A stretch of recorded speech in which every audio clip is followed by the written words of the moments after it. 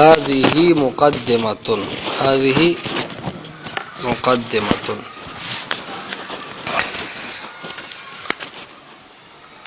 په لغت کې اول کل شی ته مقدمه وي د ارس اولینو ټکی ده یو مقدمه العلم بل مقدمه الكتاب مقدمه العلم کې د علم باره کې یو څو ضروری خبره خلق ذکر کوي غستاسو خیالي تعریف او عرض آیت کنا موضوع د علم مقدمه الكتاب کې د کتاب باره کې ضروری خبره ذکر کوي اوس دلته کې تاسو ته مقدمه الكتاب ذکر کوي نه مقدمه العلم ذکر کوي نه کې مقدمه الكتاب نو دلته به هغه خبره ذکر کوي چې عادت درو فنون د پاره مبادی دي یعنی علم معنی علم بیان علم بدیع یو مټیریلی خبره پوهیږي سیمټ کرش شګه د تسوي مټیریل یو د هغې ډانچی پوهیږي که نه هغه را یو ځای کي او آبادي دې څه کي جوړ کړي ډانچی کي یو د هغې رنګ روغني چونه پې بیا ووایي د علم معنی دا د سیز دپاره مټیریل دی څه شی دی علم معنی لکه شګه کرش پوهیږي اوبه علم بیان ډانچه ده لکه بلاکونو باندې چې دی ولګول او علم بدیع دا یې پالش دی رنګ روغن دی د دې درو واړو فنونو دپاره د علم بدیع علم بیان او علم معنی د دې درو واړو فنونو د فصاحت او د دې فنونو دپاره د فصاحت او بلاغت پیژندل ضروری دي د څه پیژندل ضروری دي نو ذکر دوی چې مقدمه فی الفصاحة والبلاغ یعنی فی بیان معنی الفصاحة والبلاغه فصاحت چی ته وی لکه وی الفصاحة فی اللغة تنبئ عن البیان والظهور اطلاع ورکول د واضح د یو څیز د واضح کېدونه او د یو څیز د ښکاره کېدونه چې یو څیز یو خبره ما تا ته وکړه هغه واضح شي او ښکاره شي نو هغې ته څه وایي فصاحت یقال لکه خلک وایي افصح الصبي فی منطقه واضح کړې خبرې ماشوم خپل اذا بانا چې کله د ماشوم خبرې صفا شي وظهر کلامه او د هغه کلام واضح او ظاهر شي ماشومان کله کله چې ډوډۍ وي نو ډوډۍ ته دودی وي په خبره پوهېږي که نه او کله ورته نانۍ وي روپۍ ته لوپۍ وي نو چې کله خبرې واضح شي او خلک پرې پوهېږي چې دی څه وي نو خلک وایي افصح الصبي فی منطقه ماشوم خبرې څه کړې واضح کړې اوس پرې خلک پوهېږي نو فصاحت څه ته وایي د خلکو پوهېدو ته واضح کېدو ته وتقع فی الاصطلاح وصفا او دا فصاحت په اصطلاح کې صفت جوړیږي د کلمې والکلام او د کلام والمتکلم او د متکلم یعنی خلک وی داسې کلمه چې فصیحه ده فصیحه کلمه فصیح کلام فصیح متکلم څه وی لکه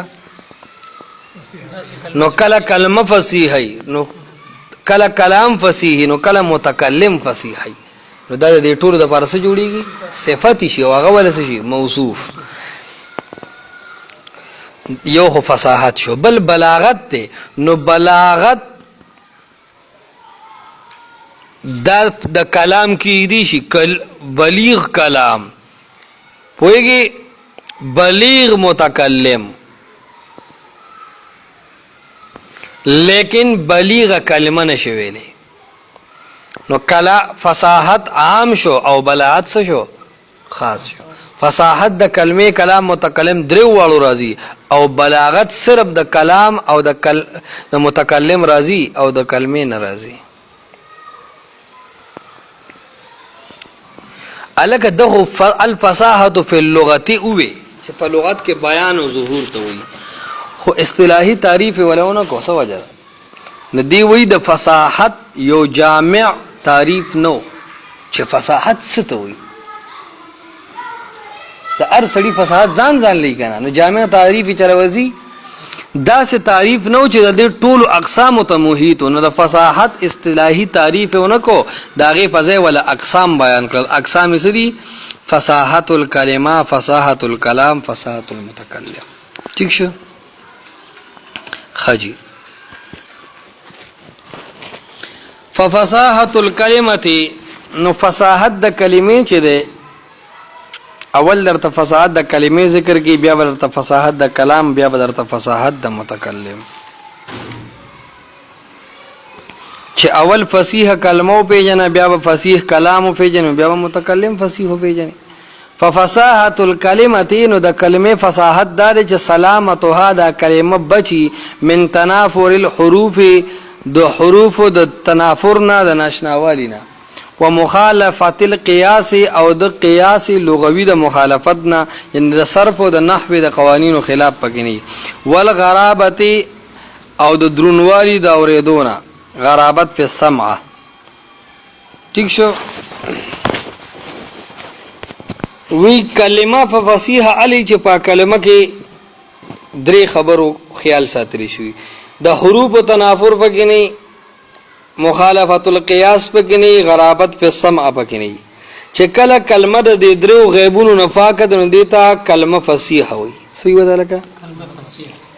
اوس د حروفو نه بسنګ بچي د تنافر الحروف نه، دا تنافر حروف دا لومبه غیب دی چې مانع الفصاحت دی، کلمه د فصاحت نه منع کوي، د دې غیب نه بزان ساتي.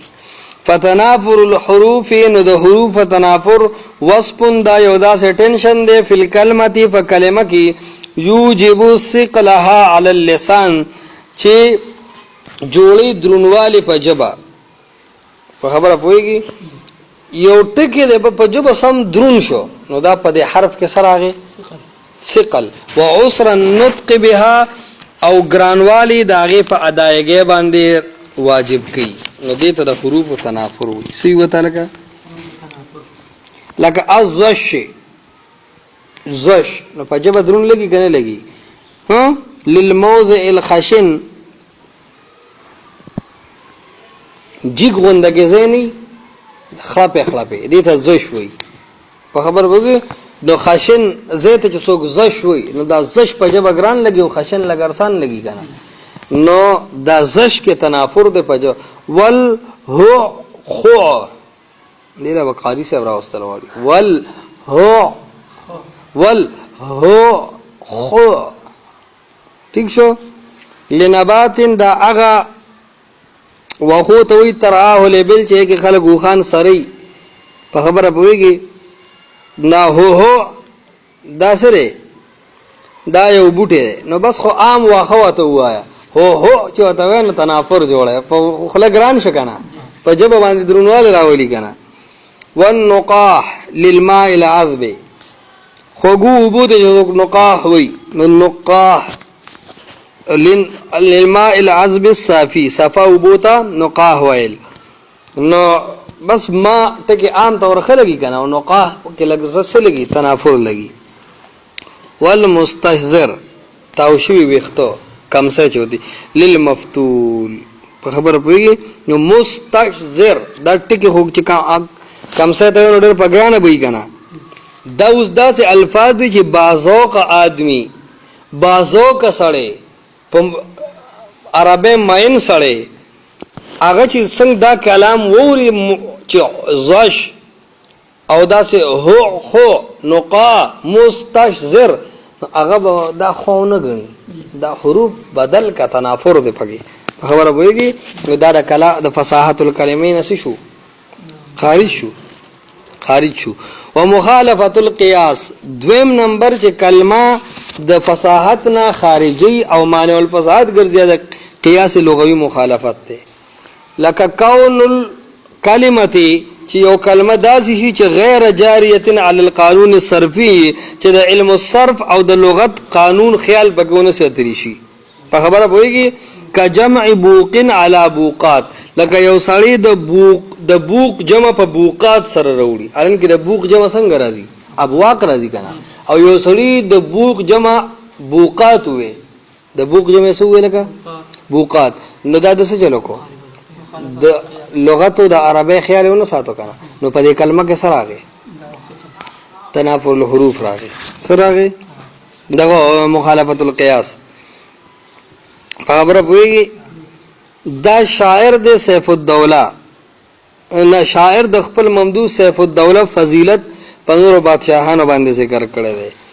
متنبی وی فإن يك بعض الناس سيفا لدولة، فإن يك سيفا لدولة، وی اگر چې بعض خلق دا د حکومتونو د پاره پشان د توري دي، حکومتونو سره چې وصلي نو حکومتونو به خي کنه، نو بعض خلق چې وي د معاشره کې جون تیری وې دا ملک لدا څه فائدہ ورکي لکه پوج له چې توره فائدہ ورکي. خو ففي الناس بوقات الله وتبول، خو دا بعض خلق اسی توره باجی وېږي نه تین کی نه تیرا کی. په خبره باندې ورسېد نو مفتی منیر شاکر صاحب په تنظیم کې سو سیف للدوله، اخو د تنظیم د لپاره یاد بعض توصیف مفتی صاحب دی شریف حسین دی او د حلم مجره دا خو ففي الناس بوقات الله وتبول دا سی توره باجی را جمع شوی. په خبره باندې پوهیږي کنه پوهیږي؟ حاجی آگے چلو شرمول مکوا. فإن يك بعض ندوي اذ القياس في جمعه، وی د بوق جمع کې قاعده دارا چې للقلت چې جمع قلت والی نو ابواقن پکارو، سب پکارو دا سی ویل پکارو چې ففي الناس ابواق لها وتبول، سب پکارو لکا تبول، نو ابواق پکارو بوقات خونو پکار. خبر پوهیږي دلته کې د شعر کې شاعر جمع قلت ویل غواړي، څه غواړي؟ ځکه چې وی وی فإن يك بعض الناس، نو دا بعض الناس لفظ په قلت دلالت کوي پوهیږي. او په دې شعر کې تاسو ګورئ ففي الناس فی دا د من په مجازي معنی والا، نو من د بعضیت د پر راضی کنه، او بعضیت په جمع قلت کې راضی که جمع کثرت کې لگا جمع قلت کې راضی. نو دلته کې چې جمع قلت راولي نو قاعده دا ده چې ابواق وایا بوقات موایا، دا د صرف قانون دی کنه. نو دلته کې د صرف او قانون خیال اون ساتل شو نو ټینشن جوړ شو. څه شو؟ ټینشن جوړ شو. ټینشن دا جوړ شو چې مخالفت القیاس راغی، کلمه د فصاحت نه شو خالی شو، آوټپوټ وکمو دادا. په خبره پوهیږي مو داداتون دا په دې شعر کې چې ان بنیا للعام زهدتن، یقینا زما بچی چې دی للعام دیر شومان دی، زهدتن زمانه بالکل بے پروا دی. مالی فی صدورهم من موددا، نشته د دې پسینو کې ما سره سمینا پوهیږي دا څنګه زما زامن دي، سره ما ته خیال نه دی د جیب روپیا نو باسي. ٹھیک شو؟ اول قیاس د صرف و قانون بھی په قانون چا کې دا دی چې مودده موایا معدتن وایا ادغام پکې وکا. څه پکې وکا؟ دو کلمې د یو جنس نه راشي وسه چل پکې ادغام پکې کنه، نوې شد سره وایا فک ادغام وکا. څه وکا؟ نو معد مالی فی صدورهم من معدتن شو. په خبره پوهیږي کنه، نو یو دال په بل دال کې وردن نشي، نو موددن دا د صرف او قانون خیال اون ساتلی شو. کو ساتلی شو لکه نو کلمه رسنه خارج شو د فصاحت نه خالی شو دا کلمه. وجه سره وجه مخالفت القیاس ته والغرابت او په غوګونو یو شی شړلو لګي پوهیږي کنه. وی کون الکلمتی کلمه داسې چې غیر ظاهرات المعنی، چې غیر ظاهر المعنی شو معنی ښکار نه په خبره پوهیږي، معنا حقیقی ته ذهن په اسانه سره نزي او کثیر الاستعمالم نه یو ټکی. د لغت غټ غټ کتابونه ګوري چې تب قاموس کې مونمومي، المنجد کې مونمومي، تاج العروس شریف کې مونمانه او ناصاب په لسان العرب د ابن منظور کې روزي. نو خو سم یو غړولې کنه، نو دا غرابت په سم عاشو په وګونو ډېر شاړلو لګیدو په خبره پوهیږي کنه. لکه یو سړی وی خلق راجمع شو نو چې اجتماعو نو خلق به پوه شو کنه، خو چې ته وې تکأ الناسو تکأ الناسو نو اوس به تکأ پسې ګرځه په اول دې حرف زائد لرکه تجرید وکا بیا ځځنو چې تبل ز چې خمړه په معنی د اجتماع ده نو اجتماع معنی حقيقي ذهن د ذر راځي او تکأ ټینشن جوړي. وفرنقع چې ته سړی واپس شو نو انصراف باندې مونږ پوي ویل ته وفرنقع نه وی ايش افرنقع خجي دغه رنګي وطل خما ٹھیک شو دا کار ګران شو نو چې ته وې اشتد ټینشن جوړ شو نو په دې خلک پويږي خو او اطلاق ما باندې څوک څه پويږي نو ټکی د داس ناشنا راوړو چې وګونو ناشنا لګي نو کلمه د فصاحت نه شوا نو چې کله کلمه کې څه نه بیا را ریوسه کلمه کې چې تنافر الحروف نه مخالفت القياس نه غرابت نه غرابت په سمع او د دینه کلمه پاکي نو دا کلمه د فصیحه ده او کدا ټینشن پکې جوړ شنو بیا د کلمه فصیحه نمی شو.